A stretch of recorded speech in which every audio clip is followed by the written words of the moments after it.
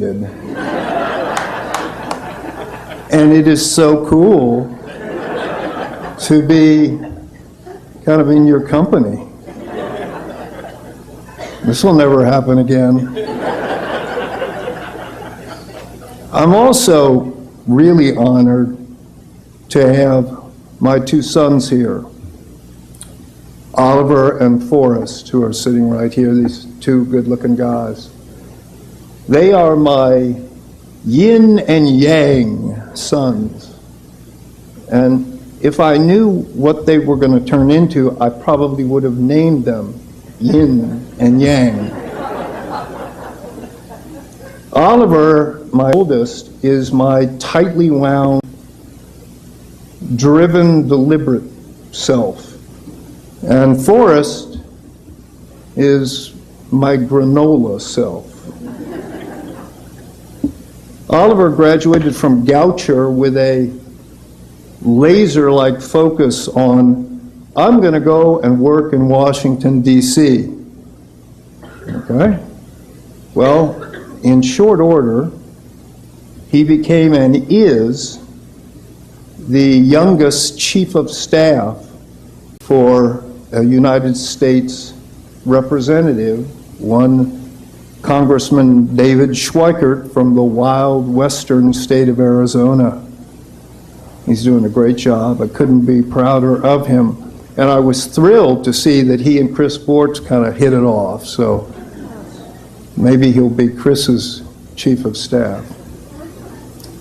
Forrest graduated from St. Lawrence University as a geology major. And this is amazing. I mean, he is a musician, he can sing, he can play the guitar, he's a chef, he's a woodworker, and he can fix stuff.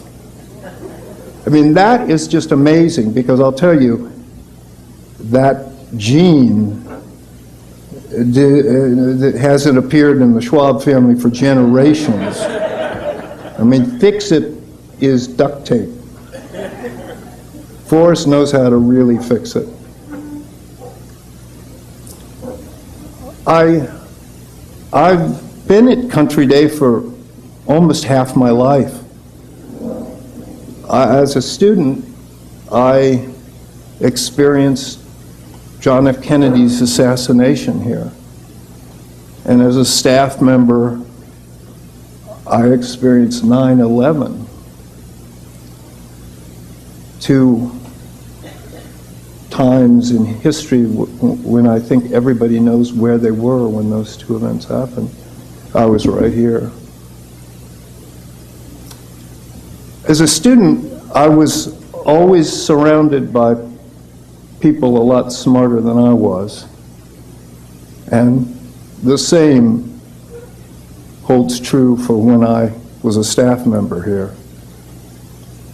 I think the only times well, I shouldn't say only, I think the times I've not been so successful, and I realized I was the smartest guy in the room.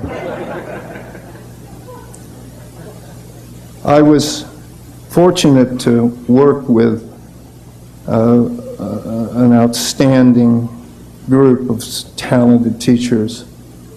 I always had the belief that a school's environment, its tone, its atmosphere was the most powerful curriculum. And with the help of this dedicated group of teachers who worked in our middle school, we built an environment that was based on trust, cooperation, coordination, and support. And our students were the ultimate beneficiaries of that teamwork. So I'd like to thank Country Day for all that it invested in me. And Country Day, you made me better. And I hope the same can be said, that I, by being here, made Country Day a little better. Thank you so, so much for this. This means a whole lot to me, and I am so appreciative. Thank you.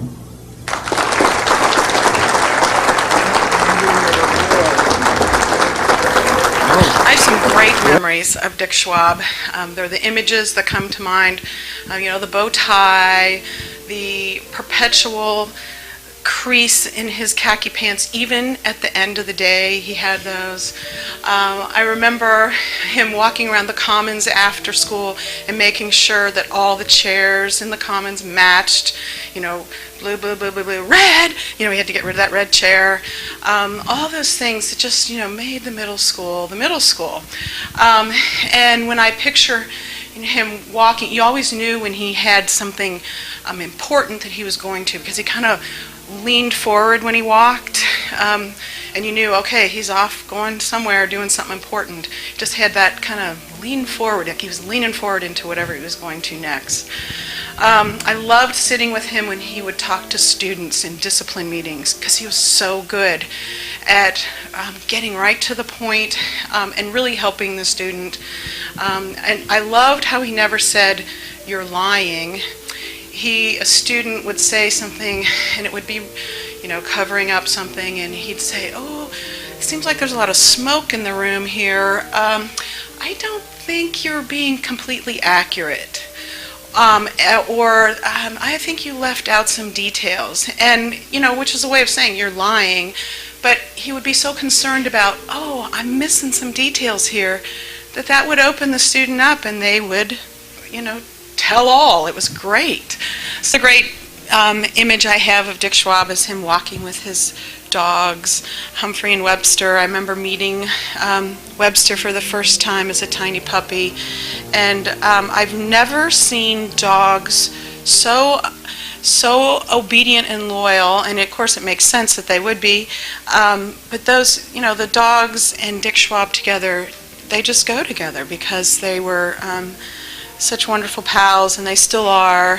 And I love that he still sends out pictures of his dogs like part of his family, because they really were. So, there are all these wonderful memories I have of him, but one thing really stands out in particular, one like snapshot moment, when in my class at the end of the 6th grade year, I would have students create a memory book. And I would give them ideas of, remember your favorite lunch, the dances, your favorite moment in class. And then I could always include your favorite memory of Mr. Schwab, because they all had interactions with him enough to have good memories of him. And so I'd say, what's your favorite memory? And one girl wrote down, I remember one time at the beginning of an assembly, he was walking up the stairs in the theater, and when he got to the top of the stairs, he did this really great heel kick, like he jumped up and kicked his heels in the air. And everybody just roared and laughed and, do it again, and he's like, no, no, no. He just did it, just spontaneously. And I thought it was so cool that was that girl's favorite memory of him, her at the head of the middle school, hopping up on stage and just, announcing about the dance or whatever it was, and he just got up and kicked his heels. And I remember that moment. I remember when she wrote about it, I was like, yes, I remember that. And so that's my lasting memory of Dick Schwab, that's how he did his job. He just wanted to come in and kick his heels together, because that's the way he was. It was early in my almost 2 decades at Cincinnati Country Day that we began to realize that there was unusual attrition at the end of grade 6, at that time the highest grade in the lower school, and again at the end of grade 8, which was the transitional grade between a middle school that was still part of the upper school and the upper school. And so we set out to try to figure out what was causing the attrition and, if possible, to put an end to it. We determined that that it was an age level, the middle school that is, that needed its own turf, its own place to do the things that middle schoolers did, both in the classroom and out, and a faculty that particularly wanted to work with middle school age students and had the personalities and the patience and the things that